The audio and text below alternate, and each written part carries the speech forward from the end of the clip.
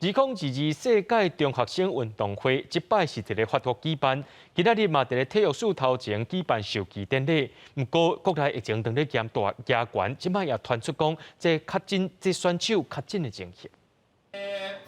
大力邀旗祝福选手参赛顺利。2022年世界中学生运动会5月14到5月22就要伫法国举办。体育署表示，即摆台湾代表队加上教练、工作人员等等，团队规模是台湾参赛7摆以来上大的。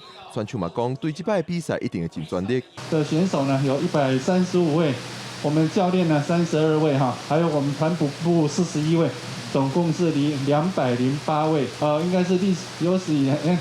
世中运以来哈，应该规模是最大的哈。希望在这一次的世中运可以拿到最佳的成绩。我觉得尽力打就好，就是尽我自己的全力去夺金牌这样。不过，国内确诊数欠悬，国外疫情嘛还未收煞。原本有145位选手要参赛，即阵有确诊的状况，部分选手无都参加。而且即摆嘛，佫传出有选手快太阳性，要安怎兼顾选手的身体健康，嘛是费心的问题。出发前呢，都已经是打满2剂哈，这个疫苗。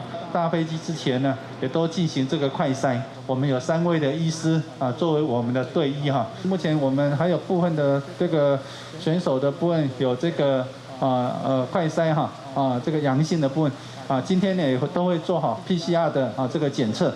那如果是确认是这个确诊阳性的话，相关的一些出境的相关规定，那就不能够搭机离境哈。